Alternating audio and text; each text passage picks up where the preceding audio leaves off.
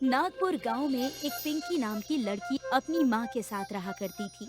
वो गांव में एक विद्यालय के बाहर कचौरी बर्गर बेचा करती थी। गर्मा गर्म कचौरी बर्गर ले लो, जो एक बार खाएगा वो खाता ही रह जाएगा।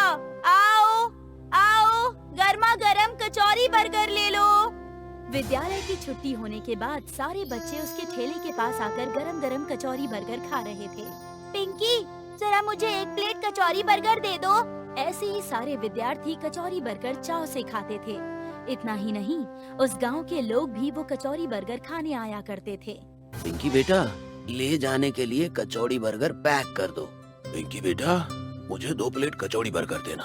तुम्हारे हाथों की तो कचौड़ी बर्गर देखकर मेरे मुंह में पानी आ जाता है। धन्यवाद बापू।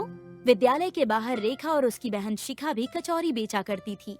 उनकी बिक्री उतनी नहीं होती थी। ये सब देखकर रेखा और शिखा बहुत जला करती थी। जरा इसके ठेले पर तो देखो, कैसी भीड़ लगी है। सारे के सारे लोग उसी के ठेले पर जाते हैं। हाँ दीदी, सुबह से आज हमारी दुकान में कोई कचौरी खरीदने नहीं आया। अपनी दुकान चलाने के लिए कुछ तो करना ही पड़ेगा। पिंकी कचौरी बर्गर बेचकर घर वापस आती थी और अपनी बीमार माँ की देखभाल किया करती थी। पता है माँ, आज मेरे हाथ की कचौरी बर्गर खाकर सबने बहुत तारीफ की और मेरे सारे कचौरी बर्गर बिक गए। ये तो बहुत अच्छी बात है। भगवान करे ऐसे ही तुम्हारी बिक्री होती रहे। कुछ ही दिनों बाद उसकी माँ की तबीयत बिगड़ जाती है और पिंकी उन्हें सरकारी अस्पताल में ले जाकर उनका इलाज करवाती है, जिसके कारण वो कचौरी बर्गर की दुकान नहीं लगा पाती। उधर रेखा इस बात का फायदा उठाकर लोगों को अपनी तरफ बुलाती है। आओ आओ, मेरे कचौरी बर्गर एक बार खाओगे तो बार बार आओगे। रेखा दीदी, कचौरी बर्गर दे दो मुझे 1 प्लेट। अभी देती हूँ, जरा ठहर। उसके हाथ के कचौरी बर्गर खाकर बच्चे बोलते हैं, ये कैसी कचौरी बर्गर बनाई है? ऐसी कचौरी बर्गर खाकर तो हमारा पेट ही खराब हो जाएगा। तुम पिंकी दीदी के जैसी कचौरी बर्गर नहीं बना सकती। रेखा के हाथ की कचौरी बर्गर किसी को पसंद नहीं आई थी। उधर पिंकी की माँ ठीक होकर घर आ जाती है और पिंकी दूसरे ही दिन कचौरी बर्गर बेचने वहाँ दोबारा जाती है। गर्मा गर्म कचौरी बर्गर ले लो। बच्चे पिंकी को देखकर दौड़े चले आते हैं। दीदी, तुम्हारे हाथ की कचौरी बर्गर खाए बिना हम सबको अच्छा नहीं लग रहा था। चलो चलो, अब जल्दी से कचौरी बर्गर दे दो।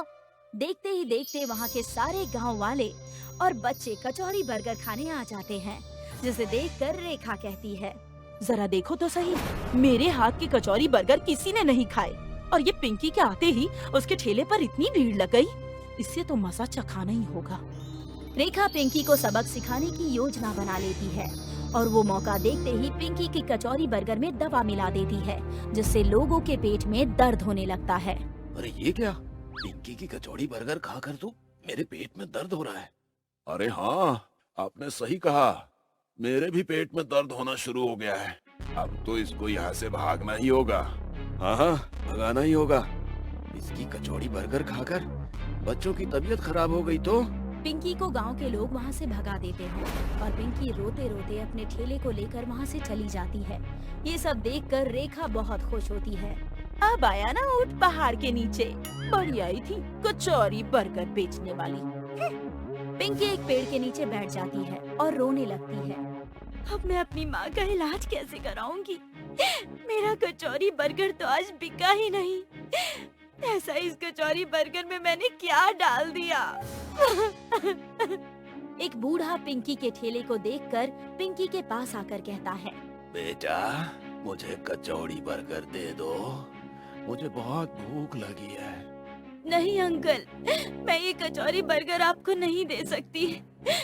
इस कचौरी बर्गर में किसी ने कुछ मिला दिया है। क्या करूं बेटा, मुझे बहुत जोरों की भूख लगी है। मैंने ये ठेला देखा तो तुम्हारे पास आ गया। नहीं अंकल, ये कचौरी बर्गर आप मत खाइए। मेरे पास 50 रुपए है, ये लीजिए और कहीं और जाकर कुछ और खा लीजिए। उस बूढ़े को पिंकी का व्यवहार बहुत अच्छा लगता है और वो बूढ़ा उस कचौरी बर्गर की तरफ देखकर अपना हाथ उठाता है, जिसमें से कोई रोशनी निकलती है और वो जादू करके वहाँ से चला जाता है। ये बात पिंकी को पता ही नहीं चलती और वो घर जाकर अपनी माँ से कहती है, माँ, आज मैं कचौरी बर्गर नहीं बेच पाई। मेरे कचौरी बर्गर में कुछ मिलावट हो गई है। जिसके कारण लोगों के पेट खराब होते जा रहे हैं, इसलिए मुझे वहाँ से भगा दिया गया। क्या कचौरी बर्गर में मिलावट? जरा मुझे खिला तो, मैं भी तो देखूं इस कचौरी बर्गर में क्या मिलावट है। पिंकी वो कचौरी बर्गर अपनी माँ को लाकर देती है। जैसे ही वो कचौरी बर्गर उसकी माँ खाती है, उसकी सेहत में सुधार होने लगती है। देखो, मुझे कुछ भी नहीं हुआ, ना मुझे पेट में दर्द हुआ और ना ही मेरी तबीयत खराब हुई। क्या माँ, तुम सच कह रही हो? ये सब देखकर पिंकी दूसरे ही दिन अपनी कचौरी बर्गर बेचने वापस वहीं जाती है। पिंकी, जरा कचौड़ी बर्गर दे दो। ठीक है, अभी देती हूँ। वो आदमी जैसे ही कचौरी बर्गर खाता है, उसके पेट दर्द की बीमारी ठीक हो जाती है और वो आदमी पिंकी से कहता है, अरे ये क्या पिंकी बेटा, तुम्हारा कचौड़ी बर्गर खाकर तो मेरे पेट का दर्द ठीक हो गया। ये बात गांव में फैल जाती है कि पिंकी के पास जादुई कचौरी है, जिसे खाकर सभी की बीमारी दूर हो जाती है। और ये सुनकर सारे लोग पिंकी के पास आकर कचौरी मांगते हैं। पिंकी, पिंकी, मुझे भी कचौड़ी बर्गर खिला दो। तुम्हारा कचौड़ी बर्गर खाकर मेरा कमर दर्द ठीक हो जाएगा। ये सब देखकर रेखा सोचती है, मैं भी जरा ये कचौरी बर्गर खाकर देखूं तो मेरी भी कुछ बीमारी ठीक हो जाए। जरा मुझे भी कचौरी बर्गर खिला दो। रेखा कचौरी बर्गर जैसे ही खाती है, उसके पेट में जोरों से दर्द होने लगता है। वो समझ जाती है कि उसने गलत किया, इसलिए उसके साथ उल्टा हो गया। सारे लोग कचौरी बर्गर खाकर बीमारी से छुटकारा पा लेते हैं। ये बात पिंकी को समझ नहीं आती। बूढ़ा फिर से पिंकी के पास आता है। पिंकी बेटा, मुझे 50 के कचौड़ी बर्गर दे दो।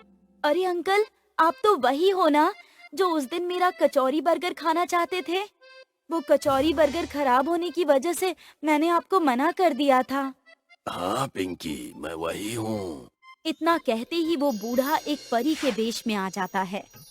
ये क्या, आप परी बन गई? आप कौन हैं? हाँ पिंकी, मैं बूढ़ा नहीं, मैं एक परी हूँ। तुम्हारी ईमानदारी देखकर मुझे बहुत खुशी हुई थी, इसीलिए मैंने तुम्हारे कचौरी बर्गर को एक जादुई कचौरी बर्गर में बदल दिया था, जिससे जो भी ईमानदार व्यक्ति वो कचौरी बर्गर खाएगा, उसकी बीमारी दूर हो जाएगी। ये बात जानकर पिंकी बहुत ही खुश होती है और धन्यवाद कहती है। वो जादुई कचौरी बर्गर से अपनी माँ और सारे लोगों की बीमारी ठीक कर देती है।